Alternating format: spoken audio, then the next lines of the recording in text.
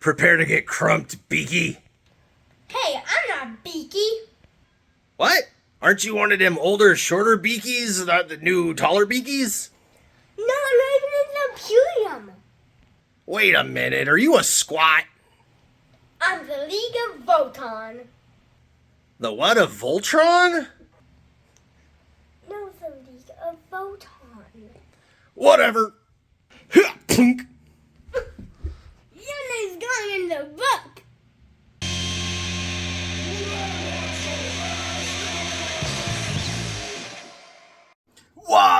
Welcome back to the Red Ones Go Faster. I'm old Big Mek, and in this episode we are doing the deep dive breakdown of the new Defenders of the Ancestors Battleforce for the Leagues of Votann. Alright, for those of you new to the channel, welcome. These videos have been deep dives into the new holiday battle forces for Warhammer 40k. I have done the Beast Naga Stampede, the Cadian Defense Force, the Space Marine Spearhead Force, and the Exalted of the Red Angel so far, and now it is the turn of the Leagues of Votann and the Defenders of the Ancestors. Now, a couple of things. This channel here is all about 40k and all about fun with 40k, as you saw with me and my grot in the little intro there. I got 4 of them. They all play 40k and build and paint models, and we have a really good time around here. Lots of orc-centric, but we have almost all of the armies represented just here in the Big Mek workshop. Now, the reason why I'm doing these deep dive videos and doing an individual one on each battle force is because the questions I get asked the most often by the people in the comments or on our Patreon is what to buy next, or how a box works with an army. And so what I've done is come up with a way of rating these boxes on the old Big Mek score, going from 1 to 5 Dakkas on 5 different subcategories to tell you what kind of value is in the box, how well it's going to play on the board, and how well it's going to play with the rest of the army. Now, all that being said, I know that this is being released 2 days after the pre-orders went live for these battle forces, and I was trying to get them all done before we got there, but you know how life can be. But also, I want to preface this with, I have had personal discussions with both managers of Games Workshop / Warhammer stores, you know, the corporate ones, and friendly local game stores. And I have heard from both sides that Games Workshop was actually really particular about holiday battle forces and what you were ordering to sell online versus what you were ordering to sell in store. So if you did not get a box and you want one, go talk to your local store in person, see when they're going to hit the shelves, see if they have a wait list, see if you could pre-order in person versus online. There is definitely sets still out there, so if you want one, don't fret yet. The whole idea behind these and why Games Workshop makes them in the first place is for this holiday buying season. So when somebody walks into a Warhammer store, the first thing they see is this great big beautiful box and they go, oh yeah, that's what I'm getting. So don't fret if you didn't get one online. With all that being said, this video will also be good just for in the future if you happen upon one of these boxes and you're not sure how good of a value it is. Hopefully this information will still be relevant to you at that later amount of time, because obviously there are a number of sets that, well, are still available long after they've come out. Dominion. Anyways, let's get into the categories. Well, actually, let's do a little overview of the Defenders of the Ancestors first. So for those of you that have been living under a rock, this is the Defenders of the Ancestors box. What you are looking at here is the awesome Hecaton Land Fortress, this giant thing here. The Sagittar transport thing, they call it an ATV, but it's not really an ATV. It looks kind of like a Mars rover. 10 of the absolutely awesome Terminator type Einar Hearthguard, along with a Einhar champion. That would be this big bad dude right here, a Grimnar, which is their psychic guy. And yeah, that is your box. And with that box, you're looking at 750 points for $230 retail in the United States. Now, obviously, that is a lot of points in the box. In fact, it's one of the best ones, and it's one of the subcategories that we will get to. So you're looking at a good amount of army coming out of the box. So let's get into our categories. The first one is value for money. Now what I do is I look at the pure retail value. Obviously, if you're good at shopping or you know where to get some of these on a pre-order from a local game store that has a discount program going on, you can get better than that. But this is to kind of give you a baseline. At that $230 level, if you were to go buy all of these units separate, you would be looking at $380 US retail. And again, discount for discount, figure that out. If you can normally buy the kits at 15% off, see what your discount is from there. It should still be a discount on that, obviously, but if you can get this box at 15% off, obviously it gets even better. So 5 out of 5 Dakkas on value for money. This is actually one of the most valuable boxes of this particular year. And a lot of that obviously has to do with the Hekaton Land Fortress. That thing is a beast. It is so big. It is such an awesome model. It's really cool. It's really giant. It's a lot of points and it's a lot of money. So getting that in this box was a big deal. And then the Einar Hearthguard, those dudes are tanks. Again, they're like Terminators. So 5 of them in a box. So you would need 2 boxes of them to get everything in this box. That's a healthy amount of those things. They're an expensive unit as an elite unit, right? So it's something good to think about.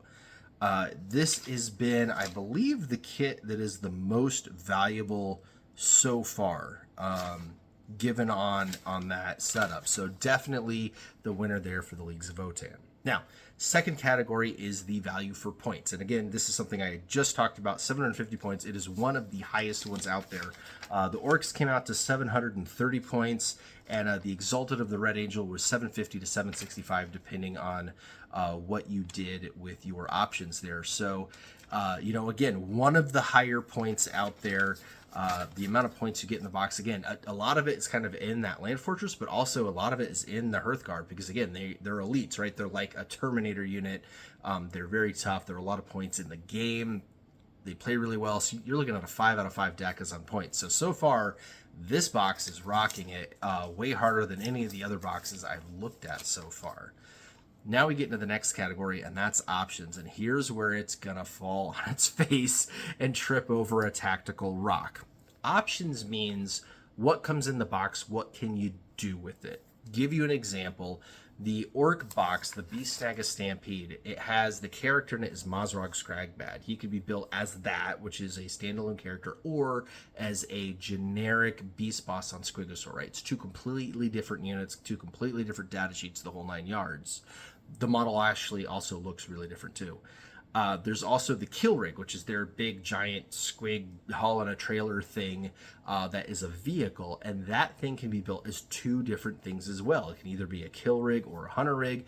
If you build it as a Hunter Rig, you can take the War Boy off of it. There's just options galore. And so far, all of the boxes except one have had a lot of options that come out of the kits and what you can do with them.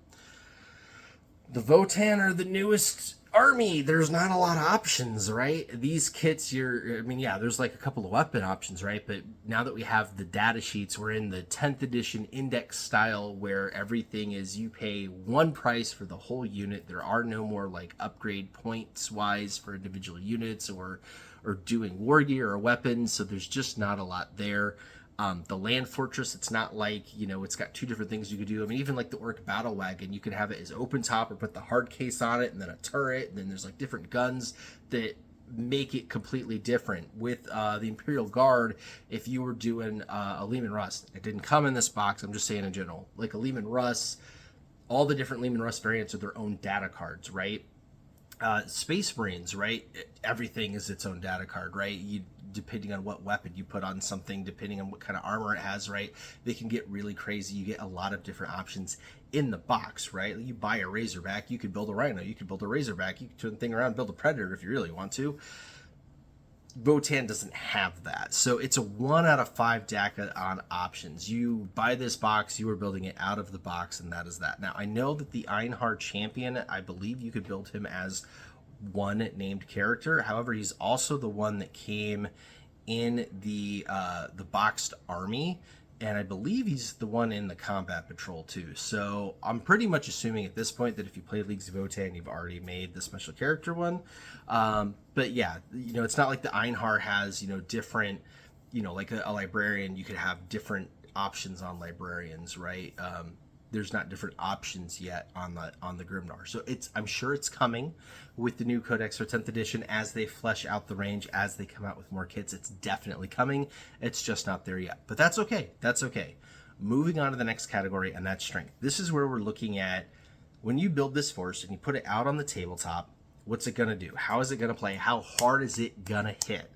And right now, Votann's in a really weird place. When they first came out, they were way overpowered. So overpowered that James Workshop had to do a video on it, right?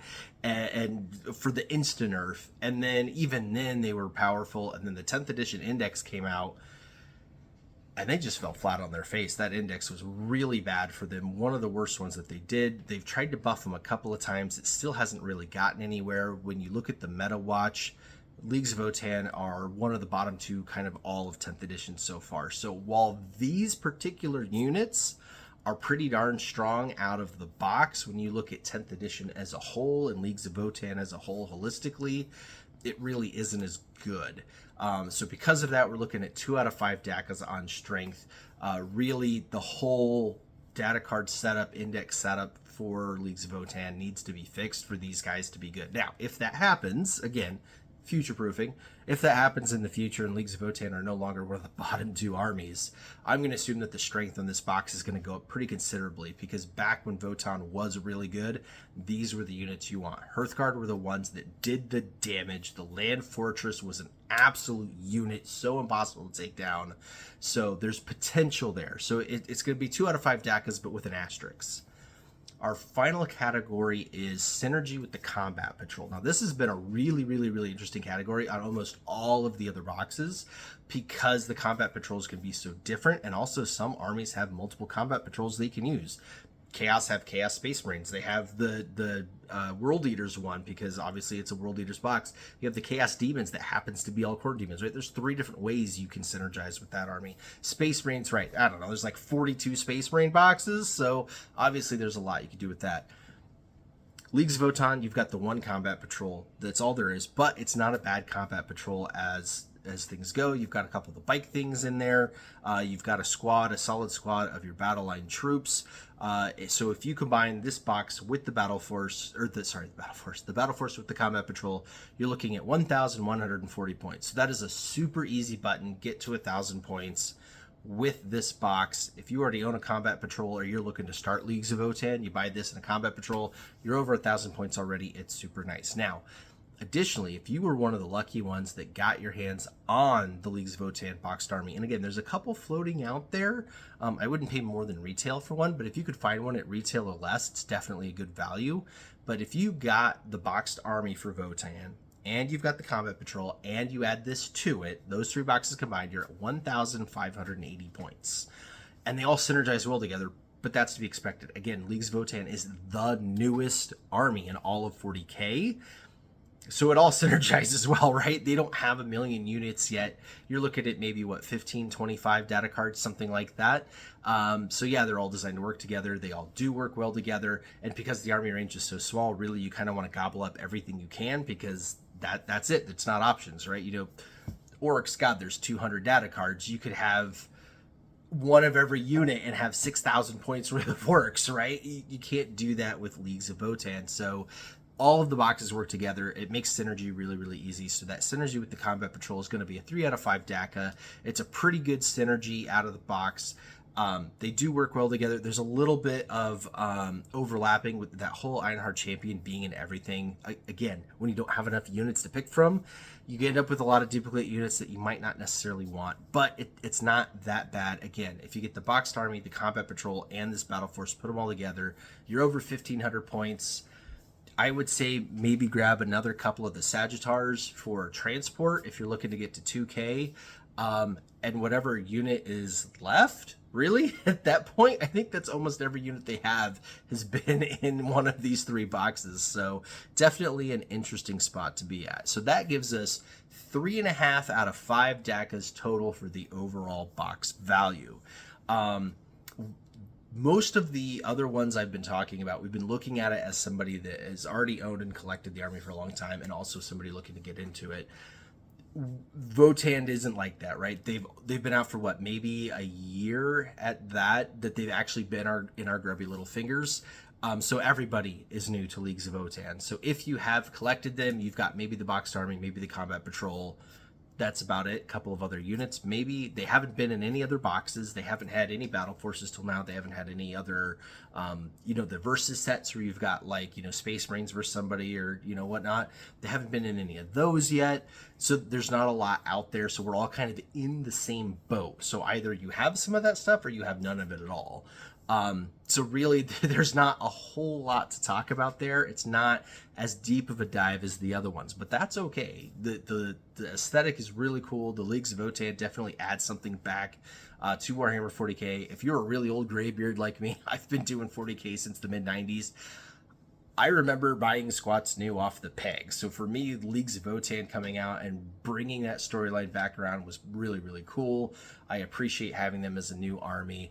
The whole overpowered thing kind of sucked, but I'm not a meta player anyway, so it doesn't matter to me. But yeah, they're pretty cool. If you're thinking about getting into Leagues of Votann, it's a good box to buy, and again, combines really good with the Combat Patrol and the Boxed Army. If you happen to have your hands on all three of those boxes, you've got a really nice force to start with here, and it'll be really interesting to see how this army grows as they get their codex and more new units come out. So that's been the not so deep dive into the Defenders of the Ancestors, but again, really not needed. No reason to go down into the mines here and really crack some rocks, because it's all on the surface and they're pretty easy. Definitely an old Big Mek thumbs up on this particular box. If you are interested in Leagues of Votann or you already own them, you should absolutely go pick this box up, even at retail. I wouldn't pay more than retail for any of the battle forces. There's nothing special about them. It's not like you're getting a codex or a book or a special figure that's only in these boxes, right? It's just taking existing kits and putting them all into one box. So always keep that in mind as you see these kits in the future. You're not getting anything crazy in that way. It's just a reboxing. But anyways, if you liked what you saw, throw a like on the like button. I'd super appreciate it. If you didn't like it, throw a dislike. It helps me either way. If you want to see more of what old Big Mek and his garrots are doing around here, you can feel free to subscribe, and there are other ways to support the channel as well. We have a Teespring store with a couple of original designs, as well as a Patreon where you can engage with us more, make decisions about the channel, and help us grow. And so appreciate you watching this video, and hopefully we'll see you in the next one. And until next time, log on!